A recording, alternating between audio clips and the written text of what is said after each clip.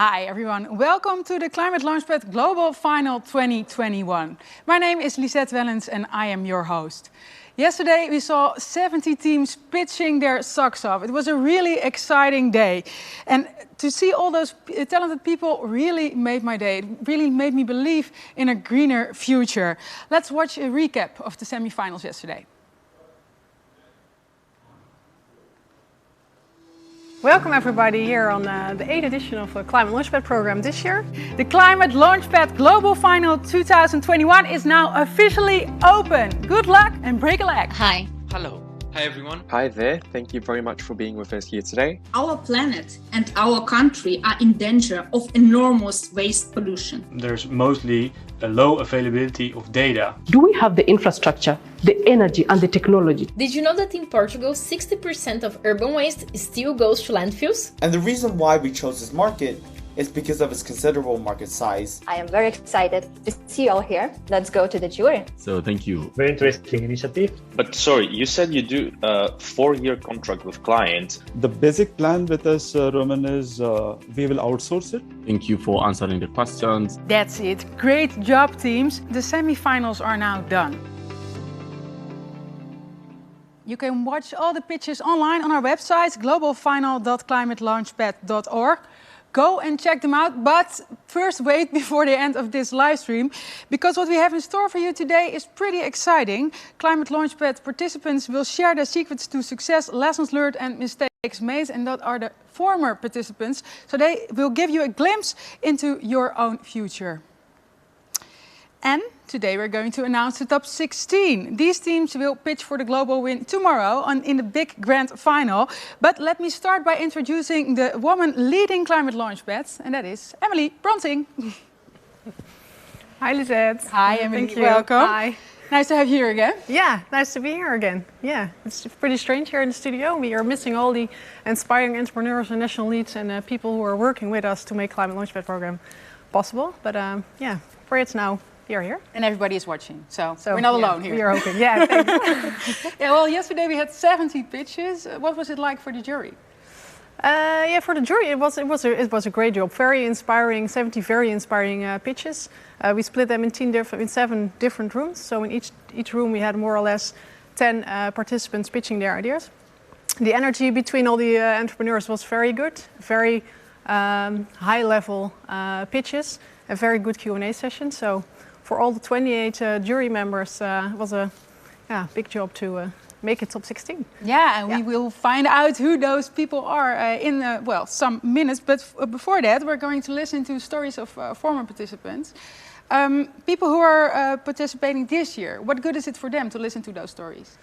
Yeah, we are going to listen to a couple of alumni from last year's program.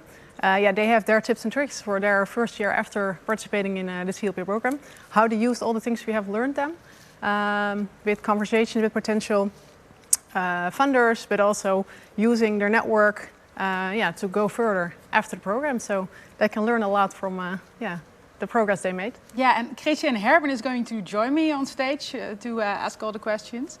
Can you maybe introduce him? Yes, Christian Herben is one of our trainers. We pool of 12 trainers in total. They're all certified trainers that do all the boot camps we are giving to the entrepreneurs. This year it's year number 8 that we are running this program. It started 8 years ago with actually kind of marketing tool for finding good entrepreneurs for the accelerator program of Climate-KIC. Christian was there already and he started with us creating this program. So he's already involved for 8 years. He knows everything. He knows everything, and it's very, also all the other trainers, but it's very, very nice to have the trainers in our network, that's for sure. Yeah, thank you for now. We see you back in a bit because you're going to help me to announce the top 16. Yes. But thanks for now. Yes, see you later.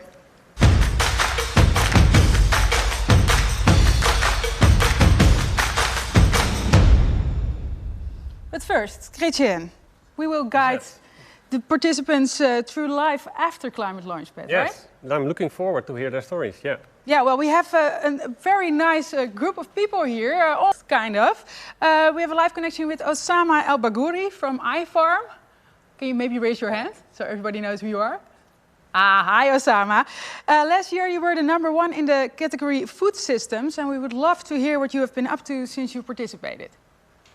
Thank you so much. It's a pleasure for me for being here. Very happy to back to such biggest energetic green event of the world and the year.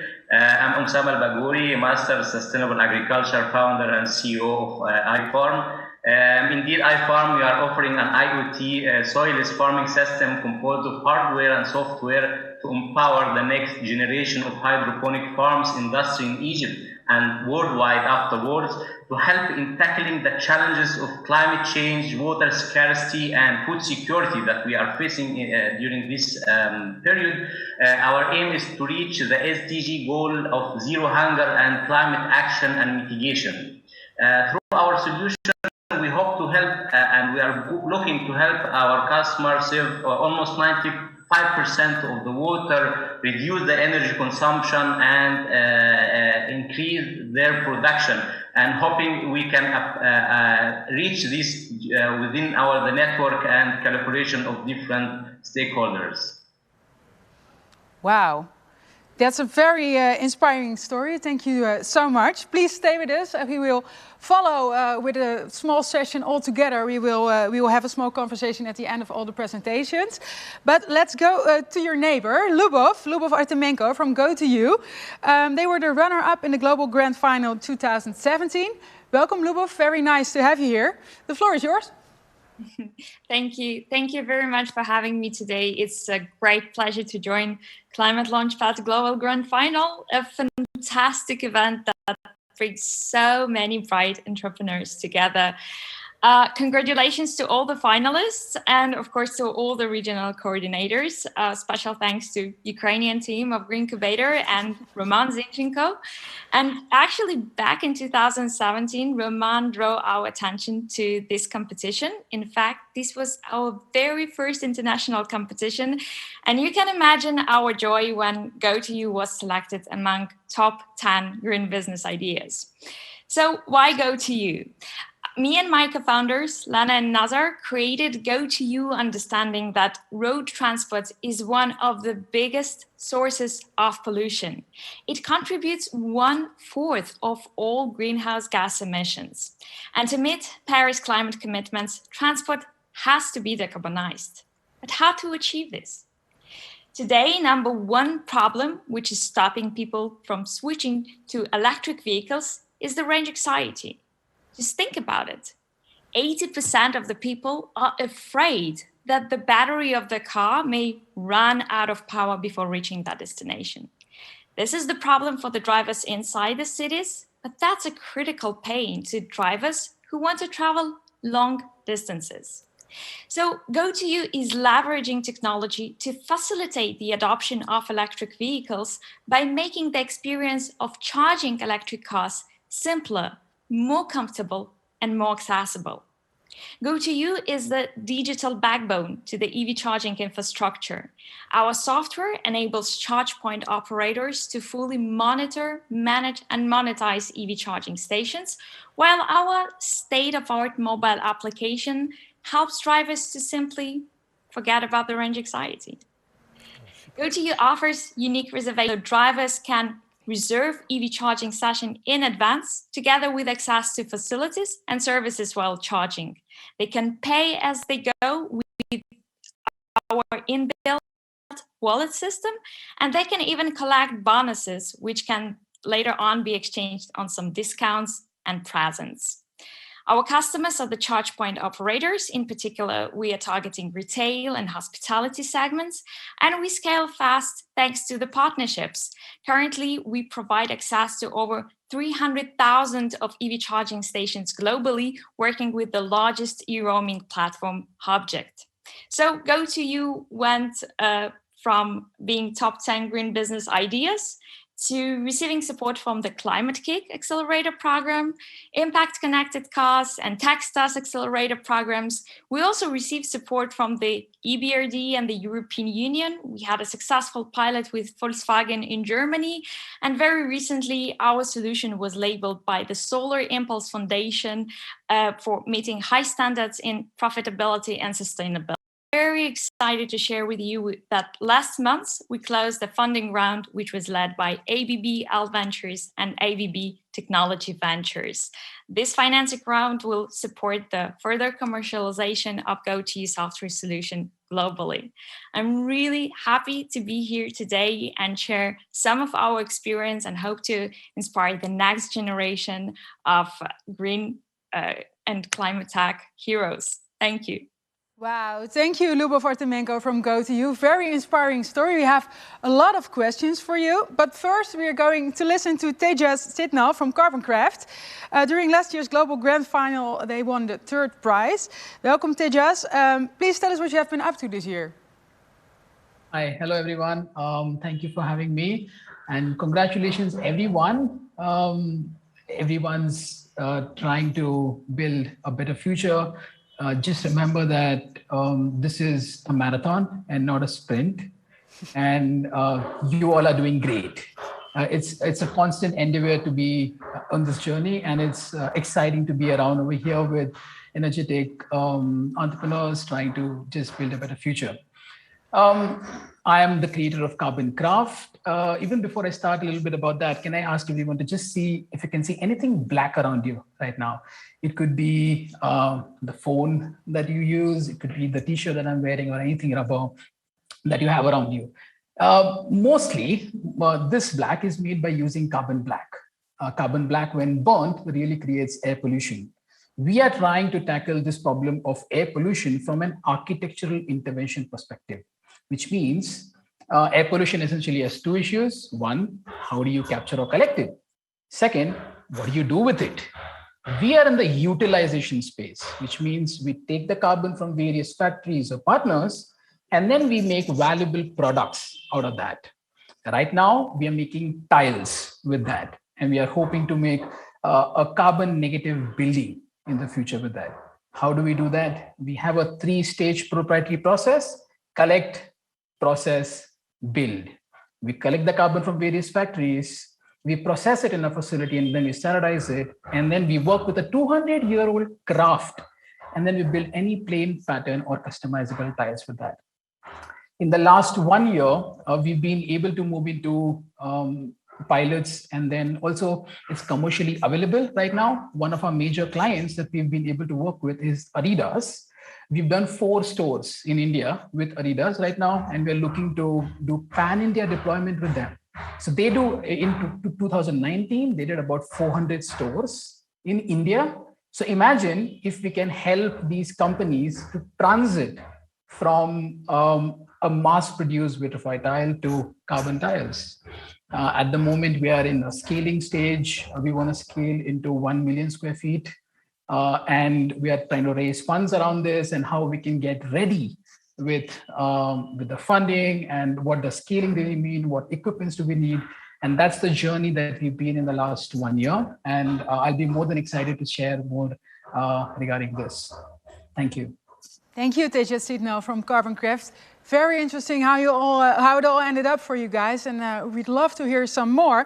But there's somebody else here. Last but not least, we're going to listen to Tassif Anwar. He's from Casetex, and last year they won the big prize, the Global Grand Final. Welcome, Tassif. We'd love to hear what happened after winning the first prize last year. Hi, everybody. It's really good to be here. I can't believe it's just been the 1 year has passed so quickly. It's good to see so many new ventures and new teams trying to today. And it's very inspiring for us to stay focused on what we are doing. Casetex is a solar-powered battery swapping network that we're building in Bangladesh. Right now, there's more than 1 million electric 3-wheelers operating all over the country, providing passenger and cargo services. This is now the sort of main transport system for a majority of the country's population. But unfortunately, all of this has happened very organically and very informally. And our network is going to help this entire industry transition from being dependent on the fossil fuel-based grid energy to 100% renewable energy. By doing that, we're not only reducing emissions, but we're also increasing the scope of renewable energy in the country. At the same time, we've also identified that this is a great opportunity to improve the basket income of a lot of rural entrepreneurs who will come on board on our platform to sell solar energy to these electric three-wheelers. And what was last year has morphed into a sort of a massive that we are now executing. We've been sort of working with a lot of different stakeholders this past year, and within end of December, we'll be going for our first official commercial launch, comprising one major town in Bangladesh. Wow. Thank you, Tassif Anwar from ClimateLaunchpad. Very inspiring as well. And now it's time for our panel talk. Please feel free to interrupt, to compliment, just talk all together. We don't want it to be us asking questions, you giving answers. It's just a whole conversation. But let's start here in the studio. Thank you, Lisette. So I would like to start because I hear, well, most of the stories for the first time. There's so many startups, we can remember them all. What I like is that we have 3 winners from last year and 1 winner from a couple of years ago. And you can see already, of course, differences in the development that, well, 1 year versus 4 years makes. But I'm very curious for the 3 winners from last year. So what is the big leap that you made from being here at the finals to where you are today? Could you comment on that? Okay, I can start for related for iFarm. We joined ClimateLaunchpad while idea was just an idea and just a small pitch deck that we want to reach. After joining, things accelerated very fast. We have a year and a half. We implemented the MVP. We are in TRL4. Technology Readiness Level 4 of European measurement for the technology. We finished the MVP, we validated and we tested it. We did 2 MVP, we upgraded to a more usable device. Now things was going very well until we reached the real step for approaching the market, for approaching the investors, where really ClimateLaunchpad helped us also in enlarging our network, in communicating with different bright mind and technology-based either entrepreneurs or even organizations that even they are reaching us through the ClimateLaunchpad platform that iFarm on it. This is give us all the team energy every time we are working for. So now we are in the phase of raising some funds for going to the market. So it is a bit challenging, but within this energy that we are every year and what we got it from ClimateLaunchpad, and we see all the entrepreneurs working towards one aim and one mission, give us more energy to continue and to try our best for supporting this problem of the climate change, also in increasing the production, reducing the CO2 emissions within the soils farms, and empowering this a very promising solution to increase our production. So we are very happy for what we have reached till this stage, and we are working hard for jumping another step and communicating collaboration in different countries. Hopefully it will be, and we are sure that it will bring a very successful step in the near future. Okay, thank you. And any of the other 2? Just I'll jump in here. One of the things that when we were building ClimateLaunchpad middle of last year before starting CLP was trying to validate it to all the important stakeholders involved in this industry. After the event, a lot of the doors opened and what we were building now became a very serious discussion amongst government decision makers, local stakeholders. So I think we've spent actually the last almost 10 months trying to get all of these different important people on board and signed off on what we are trying to do. And I think getting validated through CLP was a very, very big sort of leap from where we were last year and where we are right now. Tejas, you want to? No, I agree. I totally agree to even what Osama. I mean, we are in a very similar stage to what Osama really mentioned. We just had the idea, we had the product built, but we hadn't gone out and really tested and done pilots. And this last 1 year has really helped us go out and do the pilots and really understand if this is the product, if the price is right, if the product is right, if there's a market for this. And we could test all of that, and even the money really helped us to sort of have some infrastructure of our own and really start from that. And what Tosi really mentioned, I agree to that as well, because we were at a stage where we got so much media attention as well, which is what was really exciting for us in India, where Adidas reached out to us and we didn't have to do that work. And that validation came through the media. And that's how now we've done 4 deployments for them. And we're talking about 100 stores just with Adidas. And that's just been a very overwhelming and exciting time. But yes, it's really encouraging. So Lubov, if you hear these stories, do you still remember when it was your first year? And I think, especially also in your case, because you've grown so fast with your company. And I hear Tajis talk about Adidas approaching them, giving the opportunity to scale fast. Can you say something about how you managed to scale and how this involved partnerships and other stakeholders that you work with? Yes, first of all, really congratulations to all the alumni. It's amazing to see how far you went in such a short period of time, and I really agree that it's not a sprint, it's a marathon, and we are all in this together. And because we are all in this together, we can actually help each other.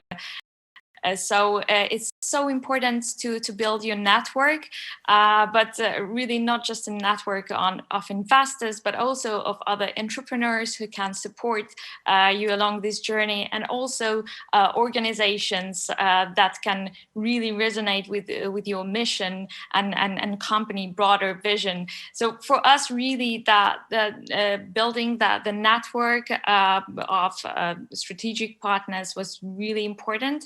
And indeed, that helps us to scale is the cooperation with Hubject. It's one of the largest providers on the market for the EV charging roaming. It's a very large company, but we found how we can actually create together a better value proposition to the EV drivers globally, and finding partners and then finding how you can help each other grow is really important. And I think this is a number one lesson that we can all draw from our experience as entrepreneurs. Just look for building your network and look for the partners who can help you to scale along this journey. Lubov, do you maybe have some tips for that? How do you do that? There are no secret tips. You just really have to talk to the customers. I think this is the secret. Hey, there we go. One. The real secret is spending more time talking to your customers, listening to your customers, and building product that solves real problems. Okay, so that would be number one secret, right?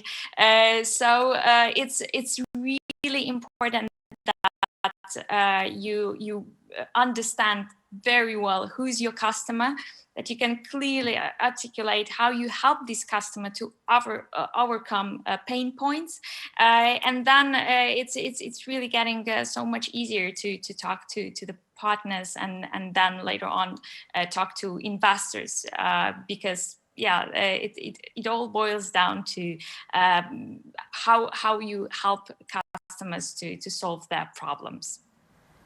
So It's funny that you say this. Of course, this is what we try to teach the people in the bootcamps already. Talking to customers is very important. I also couldn't help noticing when you four introduced each other that Lubov was talking about the customer and the customer need all the time throughout the story, which is of course the key thing. So can I ask the other three guys, how many time did you spend on talking to customers over this last year, and what were the most of the important insights that you learned? Yeah, I can actually speak about our experience. I love this topic now, and after a lot of failures that we've had, that we've not spoken enough or we've not asked the right questions, I would say that. What has happened with us is we started with the first product, which is the pattern tiles. And we thought that everyone wants pattern tiles. It looks beautiful, and why don't we sell that? And it looks exciting, but how many people really buy pattern tiles? And if you're looking at B2B, which is like businesses like Adidas and other guys, 95% of the time they're going to buy plain tiles. So when we really went out to these businesses, they still ordered the pattern tiles, but the main business was in the plain tiles.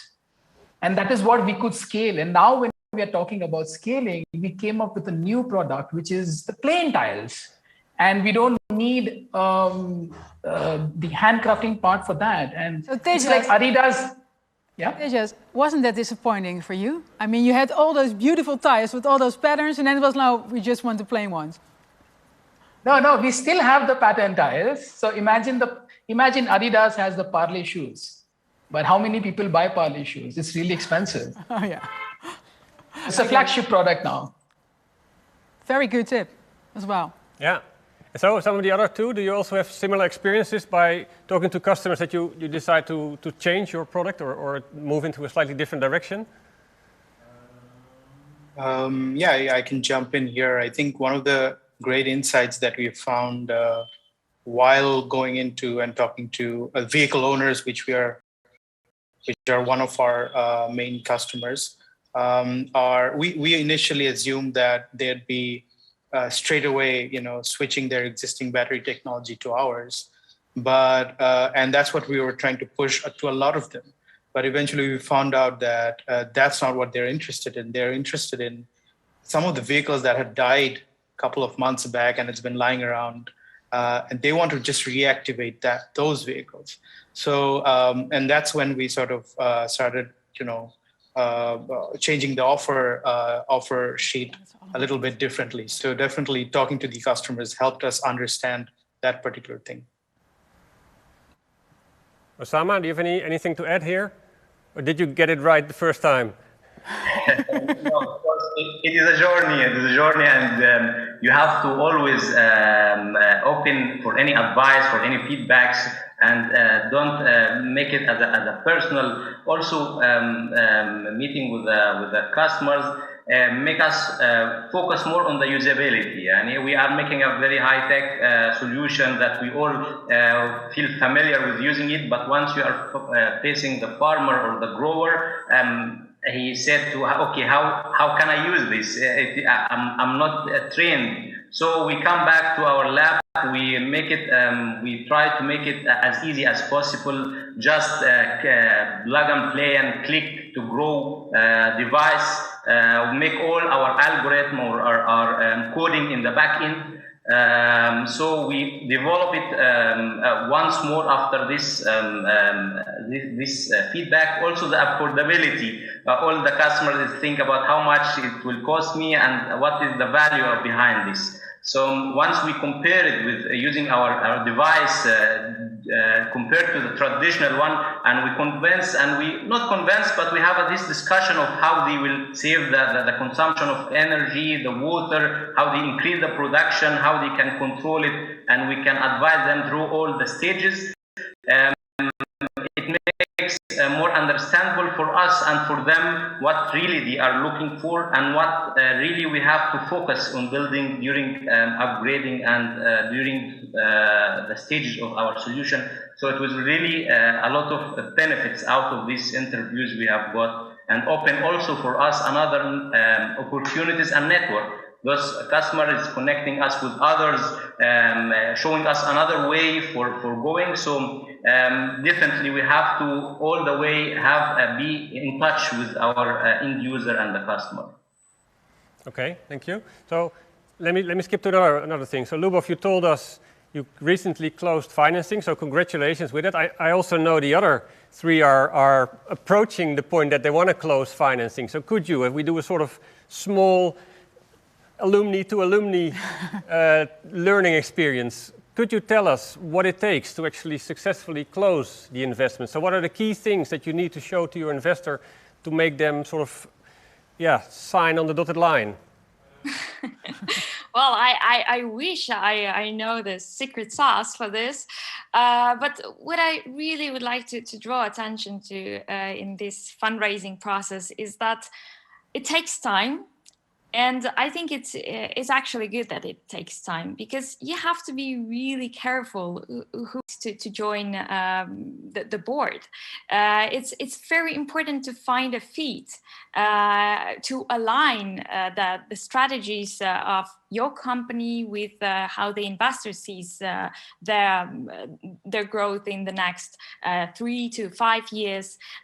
Because for us, this was really a very important topic that we spent a lot of time discussing with potential investors, how they see our cooperation after we close this round.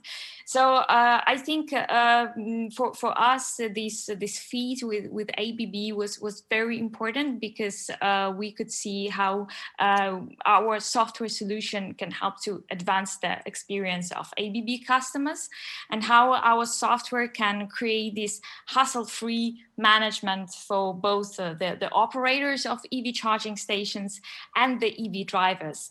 And really, without this feat, it's very difficult to think about the further cooperation, because you don't want just to sign a term sheet. You don't want just to see the money in the bank. You have to think about the next step and how you're gonna grow this business further.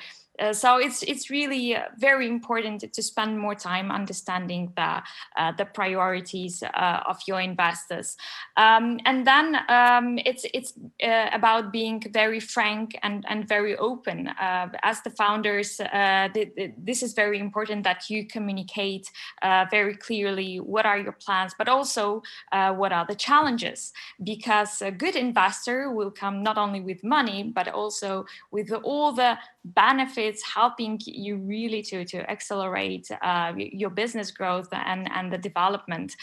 So be picky about the investors and find the right fit, and then also be very, very open and frank when you look for the investors. Did you refuse any investors then, Lubov? Yes, there was a very long journey where we had to be actually very picky about who will be joining the company. Yes.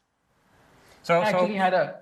Yeah, I want to say for the others. Yeah. This is your chance. I had a quick question on this, basically. So, how do you choose which kind of investor? Like, did you really go in for an impact-based investor, or investors out, and also some of the investors are also profiling in a certain way, like they have a certain profile built, they've invested in impact-based startups. Are you looking at specifically them, or how do you really approach this? Like, and that could be for anyone. Like all of us are, I think, on the same stage, maybe a little bit ahead, but we are now trying to figure that out overall. Yeah, it all starts with forming the pipeline. So basically, prepare yourself to work with Excel spreadsheets and really collecting all the possible investors that you think could be a good fit for your company. So first, you really have to have this very long list, and then you start really ranking them. Who would be the best fit, who would be your not on the priority list VCs, but then you have to talk to them. that's the art. You really have to talk to them and understand better how they see the specific sectors, because there are some VCs who are really sector agnostic, and there are VCs who really have a very strong portfolio in this or another segment. And then think about the next step. Think about your Series A. Would you like to see the same investor investing in your company for the Series A or maybe B? Can they be a door opener for you in your sector? What can they bring? Really, investment is not just about money. It's about smart money. So what's beyond this check? And after this, you just go and you really talk to these people, so you have a better feeling and better understanding who stand behind this VC or CVC. So can I add to this that because you say you need to know a lot of things that you might not know at this particular stage yet, and it's also very important to talk to other entrepreneurs that maybe are a couple of steps ahead, to learn from them and to see, okay, this is what it takes after my seat, and this is how I can get a bit of an idea what an actual investor brings besides the money, because you can learn from the people that are working with investors currently and learn from them what else they get. And in your particular case, I noticed you chose a strategic investor. I guess this is also a choice you made on purpose instead of going for a pure financial investor. So there's tons of options. And I guess the best way is just to talk to as many other people as you can that have experience to find out what would be the best fit for you.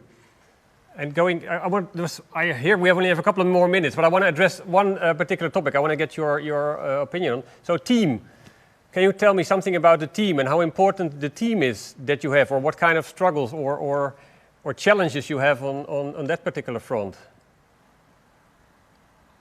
Yes, definitely. We would never get to the stage where we currently are without our team. I call our team always a dream team, because it really it's not always about the ups. Sometimes there are downs, and you really need a very strong team of people who can support you and help you to overcome any challenges, and you will encounter many challenges along your journey. So really think about your team, invest in your team, be aligned in your mission, and definitely beyond co-founders, it's really about a good team. I know Tassif has a question on team.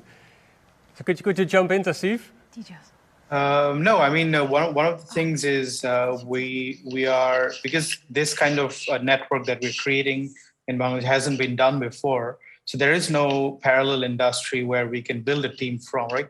Finding the right talent.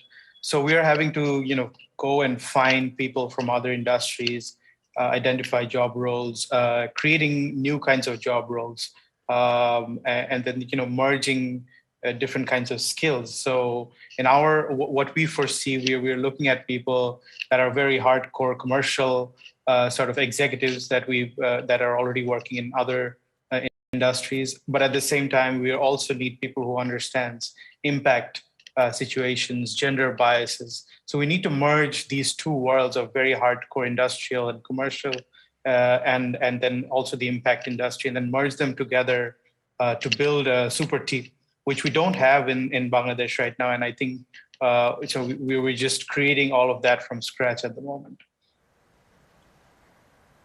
Are there any tips on how to do this? I don't want to ask Lubov all the tips, of course, all the time, but yeah, you are a bit more ahead of the others. So I noticed, one of the things I noticed with you is that you started in Ukraine, but now you're in LA, I understand. So is finding the right people, does it mean going to other places maybe also to get to those people? Yes, that's evolutionary. That's what's happening. But coming back to the recommendations, you really have to spend more time with the first 10 employees who will be the core of your team. And later on, you can delegate these team members to find the other employees who will be joining your team.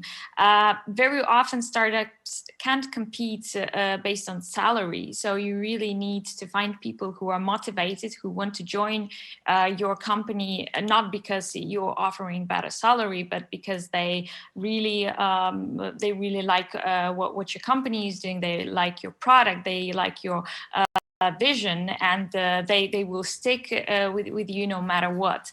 And this culture, you can heard a lot about the startup culture that the founders are basically making in the very early days. That's really important. So finding the first 10 people is difficult, but the next 10 and then the next 10 will be easier and easier. So good luck with this, and of course hide more in a more friendly chat afterwards. So feel free to ping me, and happy to share our experience. Wow, that's very nice of you, Lubov. There are a lot of people watching who just started their own green business, and I'm really curious, what's like the #1 top tip you would give to all those, you four?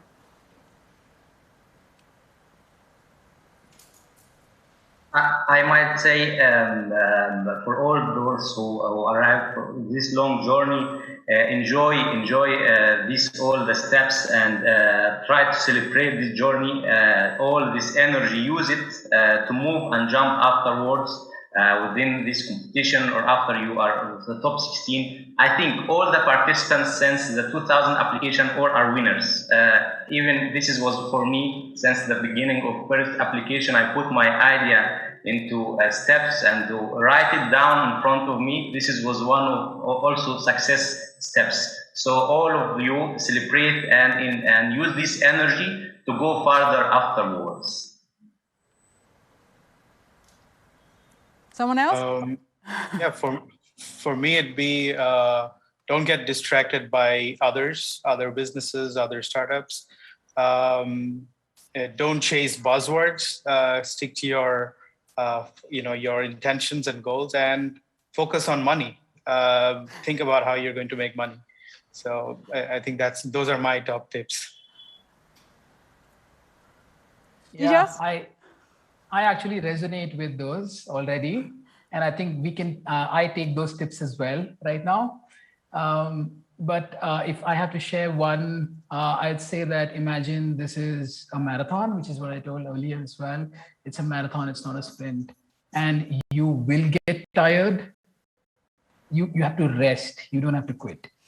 You have to rest. So rest well. And it's a marathon. Don't worry, you'll be fine. Very nice. Really agree with all of the participants.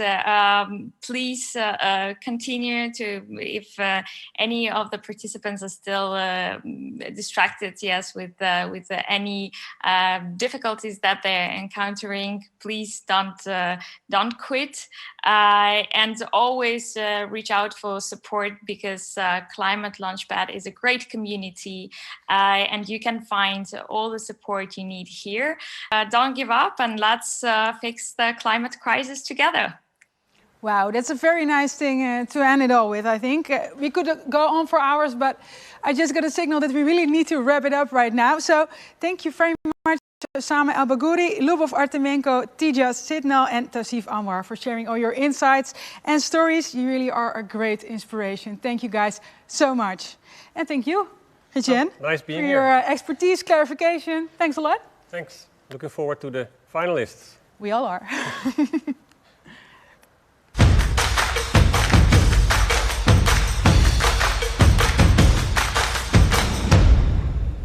Yeah, that brings us to a very exciting moment in this global final. We're going to announce the top 16 teams, but before we do, I want to express our thanks to all of our main partners: EIT Climate-KIC, TU Delft, IRIS8, Bank of America, BMZ, GIZ, and CDC, and all our 55 national leads. Thank you so much. Without you, we would not be able to achieve the impact that we're making right now. Thank you. So now it's time to start announcing the top 16. Well, let me first, so we maybe just say how it all works once again. All the pitches were divided in 7 green topics. The top 2 of each of those topics will enter the grand final. And then there are also 2 special spots, wild cards for people who made an exceptional impression on the jury anyway, even though they're not the number 1 or number 2. So that's how it works. But before we start, Emily, there's also like an extra prize, right? Can you tell us something more about the deal stream? Yes, the number 1 of each team, so 7 teams in total, will win a deal stream from Climate Marketplace. And that means that they have the opportunity to pitch their ideas for a set of different investors. So a very great opportunity. And I think a very nice prize to win. Yeah, very good. And of course, the entire top 16 also wins access to the Climate Launchpad Accelerator program. So it's a very good thing to be in the top 16 already, right? Yeah, that's for sure. So let's go. Drum roll, please. Well, the first topic is adaptation and resilience. What did the jury say? Resilience. Yeah, we have resilience. No problem. Yeah, the number 2, what they said about number 2 is that the number 2 can solve a significant problem of adapting to climate change and causes great damages in agriculture-based economies. And the winner, number 2, is soya gel. Woo! This is so weird being here. Yeah, it's very just yeah, with the we are 2 here of us. in the studio. So we hope that guys. so we hope that soya gel is there. Joining us. Joining us, yes, for sure. And then the number 1. The number 1. The jury says about the number 1 that their solution is not only can add significant value to less advantaged people, but it can also have significant other impact that comes from cleaning drinking water through better health. And that winner is Waterwheel! Yay! Woo! We have a lot of people here in the studio cheering for you guys. I hope you're watching. Congratulations. Let's go to the next category. That's urban solutions. Or do you have something else over there? I have something else. I'm going to circular economies. Okay. The number 2 of circular economies is Watazumi. And what the jury told about them is that they have a sound business plan, a major product and a vision for reducing waste and CO2 emissions. So a big high five for Watazumi! And then? The number 1, what the jury said about the number 1 is that it's a very enthusiastic team with an innovative product and a knowledge sector of hotel businesses. So the number 1 of circular economies is Sleepify! And then now I am going to urban solutions. So what the jury said about number 2 is that it has a high market potential, huge opportunities to grow, and impressive savings of greenhouse gas emissions. So the winner of number 2 is SMDG Power Solutions. And then the number 1. The number 1. They have very needed solutions. There's great market potential, and higher environmental and ever higher social impact. A strong team with a very relevant background. So the winner of the urban solution team is G-Tellus, actually, sorry, I pronounced that not correctly.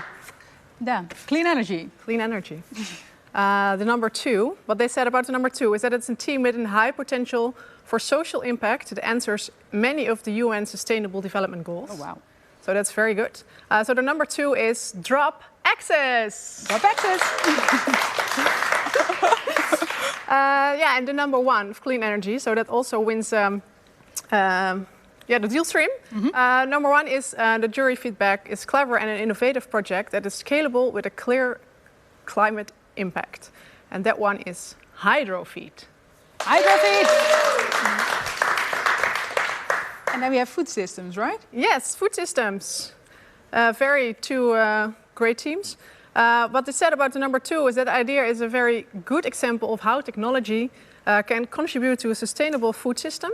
That technology delivers a relevant positive social impact for farmers, a consistent climate impact, and an incredible potential of the market. Wow. There are a lot of good words. Yeah. And that team is Smojeva. Smojeva. Yeah, and then the number 1, it's very innovative, aligned to the world's needs. And we can imagine a better equipment team to make their idea happen and fix the problem they are tackling. And that one is Bear Native. Wow. Well, we have some more categories left, right? We have sustainable mobility now. Yes. Yeah. And what they said about the number 2 is that a team can tangible reduce emissions. It's applicable to different regions across the globe and promotes several positive externalities, especially jobs. Wow, the jury really has some words to pronounce here. Jobs creations for low-income brackets. And that one is Think Bikes Limited. And then the number 1. Sustainable mobility, yeah. Sustainable mobility, it's a current level of technology readiness, as well as the team's vision of the road ahead.